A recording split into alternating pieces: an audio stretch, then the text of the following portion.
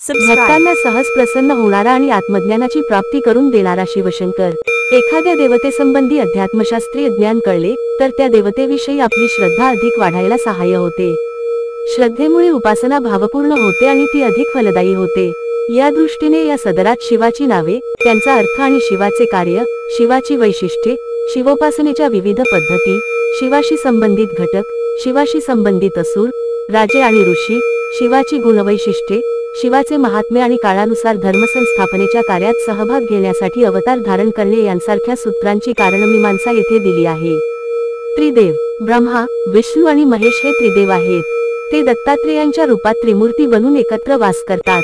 ब्रह्मा निर्मितीचे, विष्णू पालन पोषणाचे आणि शिव संहाराचे कार्य करतो। अशा प्रकारे उत्पत्ती, स्थिती आणि लय यांचे कार्य त्रिदेव सक्षमपणे पूर्ण करतात। शिव परिवार पार्वती, गणपती, कार्तिकेय, नंदी आणि शिवगण असा शिवाचा परिवार आहे।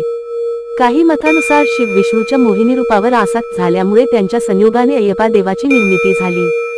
शिवाची रूपे रुद्र, कालभैरव, वीरभाद, भैरव, भैरवनाथ, वेताळ, भूतनाथ, नटराज आणि किरात ही शिवाची प्रमुख रूपे आहेत। शिवलिंगाचे प्रकार शिवाची मूर्ती सहज आढळत नाही, शिवलिंगाच्या रूपाने वास करतो। शिवलिंगाचे पुढील प्रकार आहेत 12 ज्योतिर्लिंग, सोमनाथ, मल्लिकार्जुन, विश्वनाथ, घृष्णेश्वर, केदारेश्वर, ऐंकारेश्वर, नागनाथ, महाकाळेश्वर, त्र्यंबकेश्वर, वैजनाथ, रामेश्वर आणि भीमाशंकर ही 12 ज्योतिर्लिंगांची नावे आहेत। बाणलिंग ज्याप्रमाणे गंडकी नदीतील दगडांना शाळीग्राम म्हणतात आणि त्यांचे पूजन केले जाते, त्याचप्रमाणे नर्मदेतील गोट्यांना बाणलिंग म्हणतात आणि त्यांचे पूजन केले जाते। पारदलिंग हे अत्यंत दुर्लभ आणि सर्वश्रेष्ठ लिंग आहे। ते शिवाचे वीर्य मानले जाते।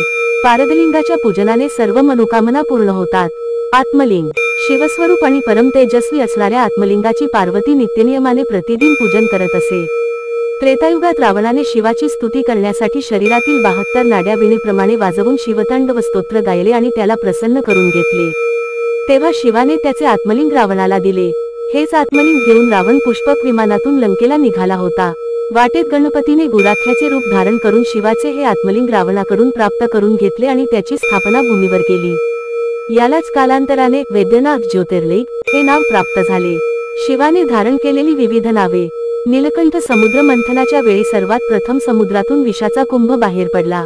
हे विष इतके जहाल होते की त्यामुळे संपूर्ण सृष्टीचा विनाश झाला असता। विषाचा भयंकर प्रभाव पाहून देव, दानव आणि मानव यांचा थरकाप उडाला।